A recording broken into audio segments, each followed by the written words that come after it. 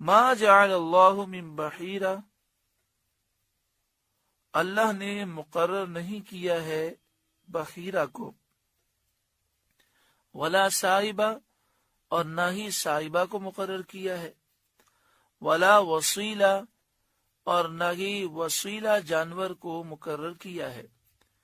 ولا حامن، اور نہ ہی حامی جانور کو اللہ نے مقرر کیا ہے۔ وَلَكِنَّ الَّذِينَ كَفَرُوا يَفْتَرُونَ عَلَى اللَّهِ الْكَذِبَ، ہاں کافر لوگ اللہ پر جھوٹا افترا باندھتے ہیں، اللہ پر جھوٹ باندھتے ہیں۔ اس آیت کریمہ میں کافروں کی مذمت ہے جو حلال کو اپنی مرضی سے حرام کہتے ہیں۔ ابھی ذکر ہوا کہ جس چیز کو اللہ اور اس کے رسول نے حرام قرار دیا، ناجائز قرار دیا، ناپاک قرار دیا، وہ چیز ناپاک ہے، ناجائز ہے، حرام ہے۔ اس کے علاوہ تمام معاملات، تمام کام، تمام چیزیں وہ حلال ہیں، جائز ہیں، پاک ہیں۔ اب یہ کہنا کہ یہ اگر جائز ہے تو اس کی دلیل بیان کرو،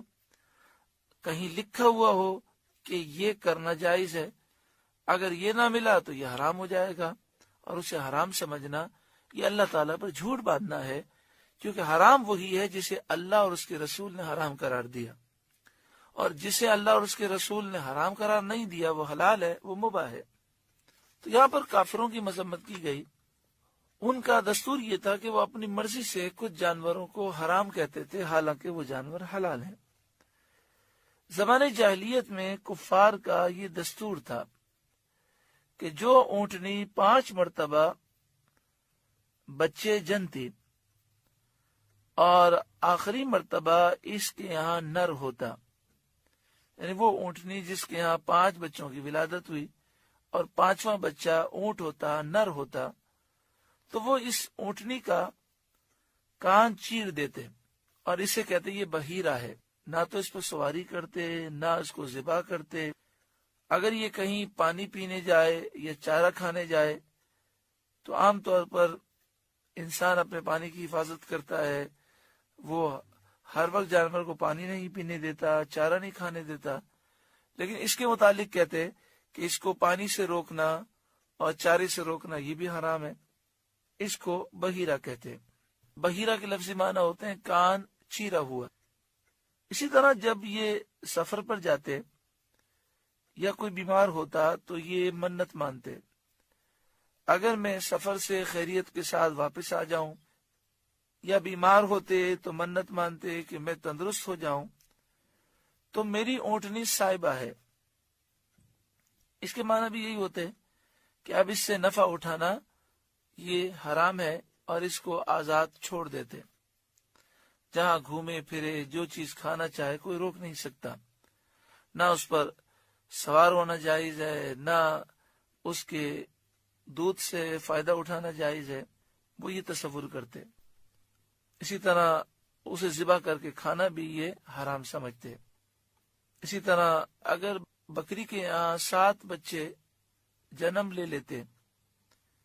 یعنی بکری کے یہاں 7 بچوں کی ولادت ہوتی اور ان میں سے 7واں بچہ اگر نر ہوتا تو اس کو مرد کھاتے، اگر 7واں بچہ مادہ ہوتا یعنی بکری ہوتی تو بکریوں میں چھوڑ دیتے، اور اگر 7ویں مرتبہ میں نر و مادہ دونوں پیدا ہو جاتے، یعنی 2 بچے ہو جاتے، تو کہتے یہ اپنے بھائی سے مل گئی، اس کو وسیلہ کہتے، سوات کے ساتھ وسیلہ، اور کہتے یہ بکری اب کھانا ہم پر حرام ہو گئی۔ اسی طرح جب نر اونٹ سے 10 مرتبہ اونٹنی حاملہ ہو جاتی تو کہتے اس اونٹ سے 10 بچے ہمیں حاصل ہوئے،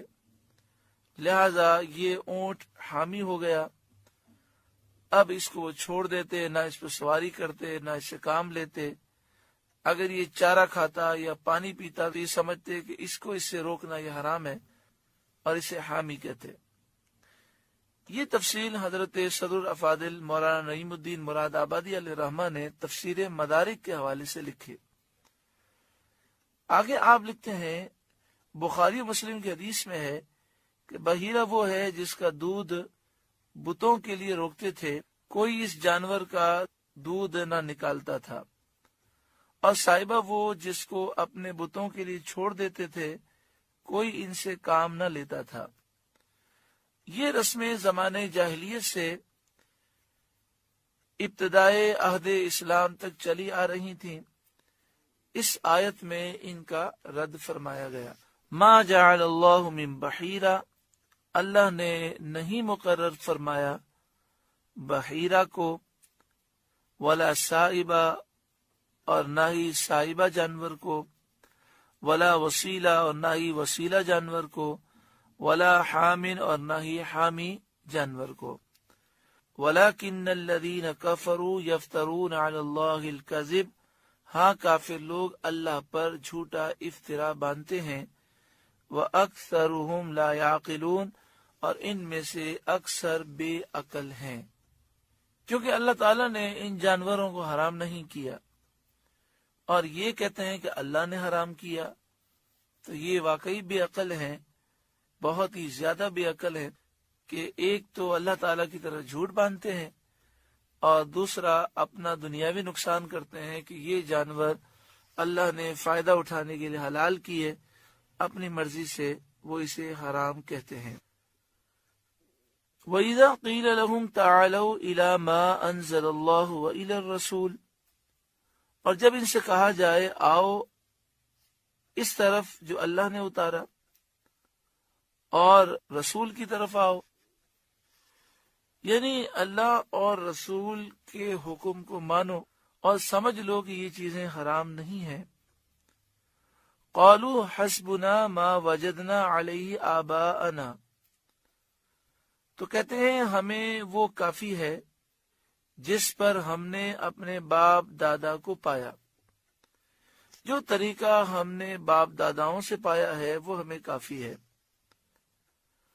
اولو کان آباؤہم لا یعلمون شیئا ولا یہتدون، کیا اگرچہ ان کے باپ دادا نہ کچھ جانے نہ سیدھے راستے پر ہوں، یعنی باپ دادا کا اتباع اور ان کی پیروی اس وقت صحیح ہوتی ہے جب وہ اہل علم ہوں اور سیدھی راہ پر ہوں، نیک صالح ہوں،